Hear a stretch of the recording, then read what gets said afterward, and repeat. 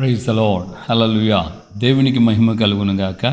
క్రీస్తునందు నా ప్రియమైన దేవుని బిడ్డలని మీ అందరికీ ఉదయకాలపు శుభములు. మన కర్మేల్ రివైవల్ మినిస్ట్రీస్ ద్వారా దేవుడు అనుగ్రహించుచున్న ఈ అనుదినపు అభిషేక వర్తమాన కార్యక్రమాలు మీకు ఆశీర్వాదకరంగా దేవునికరంగా ఉన్నాయని మేము ప్రార్థిస్తున్నాం, విశ్వసిస్తున్నాం. అలాగే మీరు కూడా మా కొరకు ప్రార్థన చేస్తున్నారు. ఈ పరిచర్య నిమిత్తమై మీరు ప్రార్థన చేస్తున్నారని ప్రభు పేరిట మేము నమ్ముతున్నాం. దేవునికి మహిమ కలుగును గాక. హల్లెలూయా. సో ఈ దినం దేవుని లేఖనంలో నుండి వచ్చిన మాటను మనం జ్ఞాపకం చేసుకుందాం. ఒకే పదాన్ని, ఒకే మాటను 4 పర్యాయాలు దేవుని యొక్క లేఖనం ఈ విషయాన్ని తెలియచేస్తాను. ఈ రోజున మన టాపిక్ వచ్చి జీవింపచేయు విశ్వాసం, లివింగ్ ఫెయిత్. దేవుని బిడ్డలారా, దేవుని యొక్క లేఖనం హబక్కూకు గ్రంథంలోను, రోమా పత్రికలోను, గలతీ పత్రికలోను, హెబ్రీ పత్రికలోను ఈ ఒక్క మాటనే పదే దేవుని యొక్క లేఖనం తేటగా చెప్పు. సో ఒక్కసారి 2 సార్లు చెప్తేనే చాలా గొప్ప గ్రేట్గా ఉంటుంది. అదే వాక్యాన్ని 4 సార్లు చెప్తే ఇంకెంతగా ఉంటుందో ఆలోచించండి. నీతిమంతుడు విశ్వాసమూలముగా జీవిస్తాడు, జీవింపచేయు విశ్వాసము. సో దేవుని యొక్క లేఖనంలో మనం గమనిస్తున్నాం, నీతిమంతుడు అనగా దేవుని యొక్క సన్నిధిలో గతంలో చాలాసార్లు మనం విన్నాం, అబ్రహాము దేవుని నమ్మిన అది అతనికి నీతిగా ఎంచబడెను అని. సో దేవుని నమ్మటము ఎట్టి పరిస్థితులు అంటే అన్నీ అనుకూలంగా ఉన్నప్పుడే కాదు, ఎట్టి కఠోరమైన పరిస్థితుల్లో సైతం మనం దేవుని నమ్మాలి. దేవునికి స్తోత్రం. హల్లెలూయా. సో దావీదు జీవితంలో గమనించినప్పుడు దావీదు దేవుని యొక్క ఆత్మాభిషేకము కలిగిన దావీదు సౌల్లో ఉన్న దురాత్మను పారదోలడానికి వాయిద్యం చేపట్టుకొని సౌలు ఎదుట వాయిద్యం వాయించేవాడు.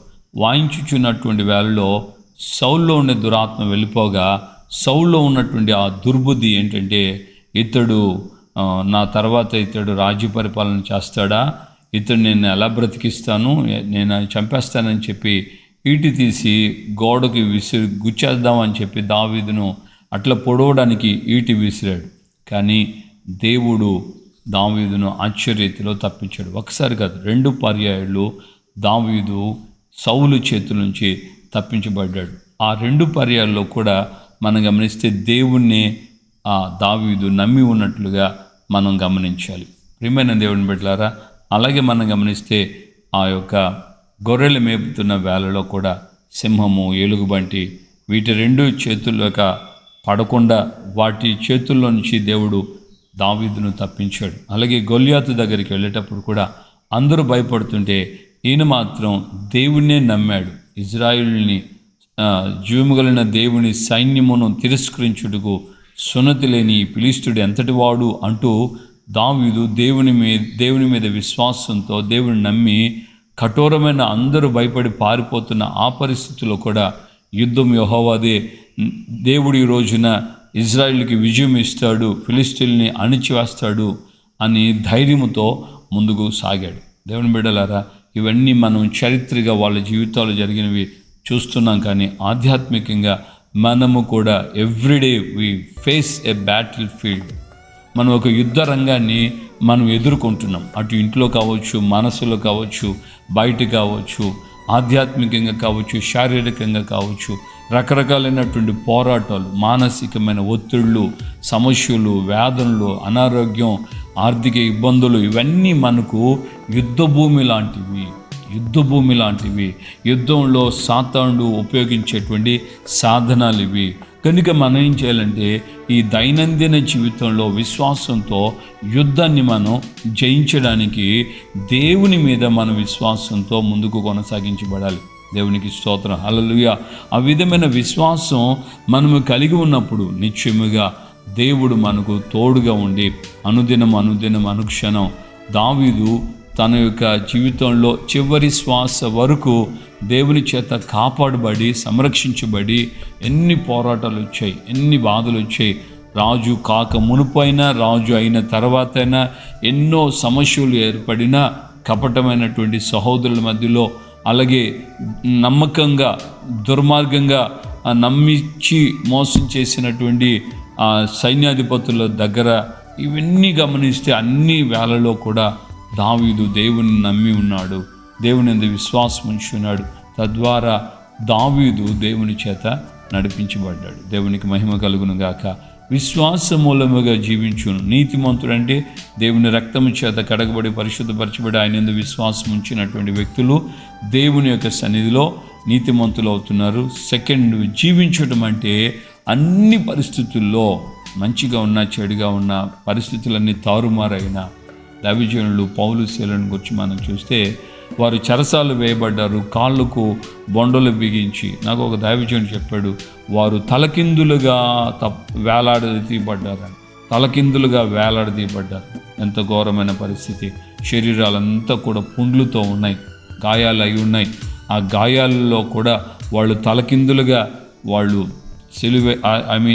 ఆ తలకిందులుగా వాళ్ళు చెరసాల్లో బంధించబడి ఉన్నప్పుడు వేళలో కూడా వారు దేవుని స్తుతించారు, దేవుని కీర్తించారు. జీవించటము, నీతిమంతుడైన వాడు విశ్వాసమూలముగా జీవిస్తాడు. ఈ పరిస్థితిలో కూడా దేవుడు నాకు తోడుగా ఉన్నాడు.